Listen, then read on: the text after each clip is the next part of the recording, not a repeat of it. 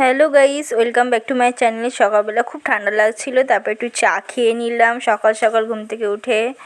তারপর একটু ড্রয়িং করে নিলাম, চেষ্টা করে মোটামুটি আমি ড্রয়িং করেছি, খুব ভালো হয়নি। তারপর বাবা আমার জন্য পরোটা আর তরকারি এনেছিল সকালে ব্রেকফাস্ট। তারপরে খেয়ে আমি বাজারে চলে গেছিলাম। এসে এত ঘরবাড়ি নোংরা লাগছে, উপরে ঘর হচ্ছে বলে এখানে মায়ের কাপড় শুকুর দেওয়ার জায়গা নেই, এমন অবস্থা।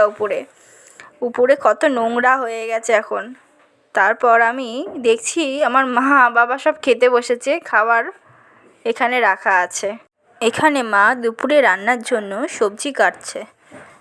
তারপর আমাদের আজকে বাড়িতে মাংস রান্না হবে। এখানে মাংসের মশলা কষানো হচ্ছে, এখানে মাংস ম্যারিনেট করে রাখা আছে। তারপর আমি স্নান করে এসে রোদে বসেছিলাম, খুব ঠান্ডা লাগছিল বলে একটু ঢং করে নিচ্ছিলাম। তারপরে আমার বোনও স্নান করে চুল আঁচড়ে নিল, ক্রিম মেখে নিল। ক্রিম মেখে দেখি আমার বোন আবার এখানে খেলতে বসে গেছে, পুতুলকে আবার পড়াশোনা করাচ্ছে, বকছে পুতুলকে আবার। ওখানে বাইরে কাজ চলছে।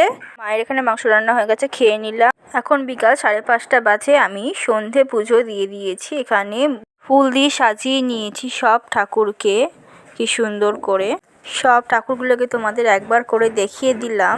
এগুলো আমার বাড়ির সব ঠাকুর, আমি নিজের হাতে পুজো করি প্রত্যেক দিন।